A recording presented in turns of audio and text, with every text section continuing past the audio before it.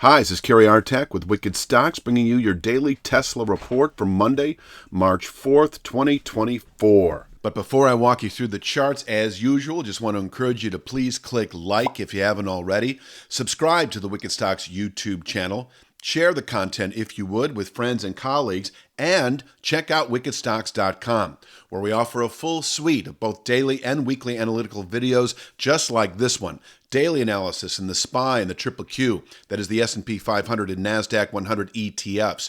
Weekly analysis in the S&P 500 Index, the NASDAQ 100 Index, the Long Bond ETF, the TLT, as well as 2 individual stock picks a week that you never see on YouTube. That is 8 a month that cater to the 3 to 5 week swing trader out to the 3 to 5 month near-term investor. We're always looking for at least 20% moves on those stock picks, and you can check out all of this for no cost for 5 days.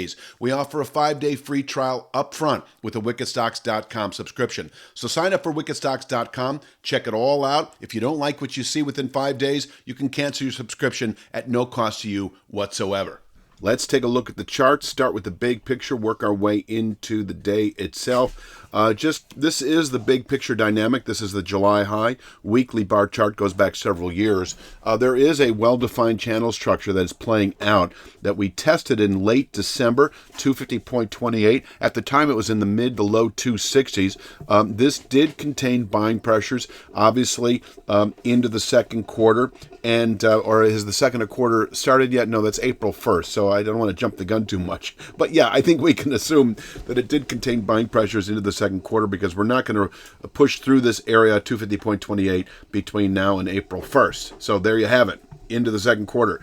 250.28. As we were testing this formation in late December, we were mentioning how you should prepare for the possibility of bearish rotation back to channel support. That at that time was in the mid 170s. We tested that a month ago. It's now at 167.34 following the test of channel support. We mentioned how you should prepare for the possibility of the low 250s. And we, on the way down, we went from possibility to probability when we violated rising speed line channel support. If you recall, if you've been following the daily Tesla report for the last few months, you know what I'm talking about. And just like to the upside now, we're saying prepare for the possibility of 250.28. There is a draw. I'm going to call it a magnetic draw. I don't mean to over dramatize it, but I do think 258.28 is a bit of a draw to the upside. The question is whether we're going to reach it or not, and the clarity for that, for me anyway, is the descending 1/3 speed line, a trend defining element I've used for many years. But if we do close this week, Friday, above the 204.97 descending 1/3 speed line, and yes, Friday settlement needs to be at 207.02 or higher, in other words, 1% beyond 204.97, then we have what I consider to be a clear 2 to 3 month or sooner buy signal that should then yield that 250.28 to 252.05 region within 2 to 3 months. 252.05 is a descending 2/3 speed line. And so with speed line analysis, if you close above a descending 1/3 speed line, your objective becomes the descending 2/3 speed line. And what I like about that is it is really very closely correlated with the channel top itself at 250.28. Now with respect to 204.97, the daily chart version today is at 204.99. So I've raised it a couple of ticks. As this continues to drop into the week, I will jump back to 204.97, the weekly chart, a speed line, because I like to use the higher number.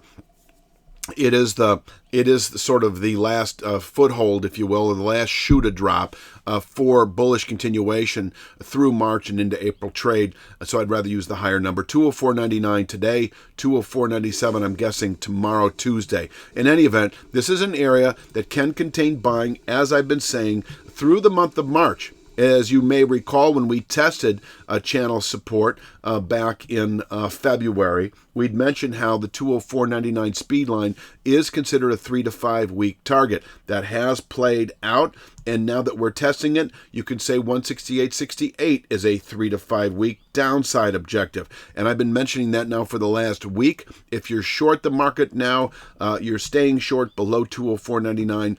3 to 5 week swing traders are holding out for the upper 160s over the next 3 to 5 weeks. Now on the way down, I'm going to jump into today. we do have 198.26, nothing more than the low of the high that was put out early last week. And you can see how well this has been holding for the last 3 or 4 days into last week. I guess this is a Tuesday, Wednesday. Yeah, that was a Tuesday high. And that was the move high. I forget the exact number, 205.60, I believe. In any event, its low was 198.26.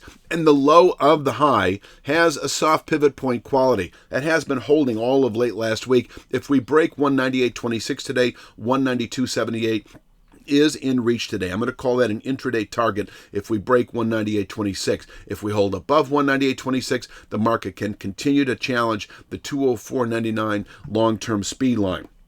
Now, breaking 198.26 signals 192.78. At 192.78, we can bottom out not only for the day, but possibly into later week as we can round back up to the 204.99 speed line. So I'm talking to 3 to 5 day swing traders. If you're a 3 to 5 day swing trader, you're selling 204.99, buying back at 192.78, and even reversing at 192.78, going long back to 204.99. Now, 2 to 3 week swing traders or 1 to 2 week swing traders are selling 204.99 in anticipation of 182.71. And they buy it back, reverse, and go long again at 182.71, allowing them for 1 to 2 week rally back to 204.99. But as I mentioned a moment ago, 3 to 5 week swing traders are short for the full bearish continuation, rotation back to 168.68. There's no certainty, obviously, that we will test 168.68, but that is the longer term play right now. And in terms of a clear target for 168.68, that comes with a settlement over the next week or two below 182.71, which is rising at a pretty soft angle. A 182.71, you could call that kind of a mid pivot point inside of the 168.68 to 204.99 region. And it will be climbing on a gradual basis, can contain weekly selling pressures. So 3 to 5 day swing traders, day traders, and 2 to 3 week swing traders can have at the 182.71 level. Closing below 182.71, we're just 1 to 2 weeks away from reaching 168.68, where, once again, we can bottom out on a longer term basis. Which is to say, on the weekly chart, we've got it at 167.34, which is to say, on a monthly, possibly quarterly basis, and round back up again. I will say that to the downside, if we were to close below 167.34 this week, it does need to be by a 1% margin for technical reliability. And that would be a Friday settlement of 165.67, which would then indicate 2 to 3 months bearish continuation to this 92.02 former long-term channel top. But that scenario is not going to happen this week. I don't know what could happen in the world that would have that occur. I mean, anything is possible, but I'm not going to spend any more time on that than I already have. Let's talk upside right now. Of course, we've got the 204.97 speed line on the weekly chart. The same speed line on the daily chart is once again at 204.99. And if we happen to, let me just go with close above 204.99 today, I would like to see 207.02 or higher. That is the 1% violation of the weekly version at 204.97. So if we close today at 205.02 or 205.30, that is so close to this line. I mean, I do think that if you're short the market, you could consider exiting that short position or at least lightening up on it, because the market may then just continue higher the following day. So closing above 204.99 does indicate 215.55 within 3 to 5 days. So this is your 3 to 5 day swing trade to the upside right now. If we close above 204.99, 215.55 in reach. What if we open today above 204.99? We could today. We've seen this before. We could today actually reach 215.55 on an intraday basis. So if you've been setting a short position last week as we've approached this speed line and we gap above 204.99, you may consider exiting your short position outright. And if you're a 3 to 5 day swing trader, actually going long right out of the gates, 215.55 attainable, possibly on an intraday basis. And if we close today above 204.99, 215.55 is likely over the next 3 to 5 days. Overall, we do have a 3/8 upside Fibonacci at 222.48. That is a long-term Fibonacci. I would consider this a 2 to 3 week objective if we close today above 204.99. And as I said at the very top of this video, closing above 204.99 does clarify the low 250s as a realistic objective. I give that 2 to 3 months.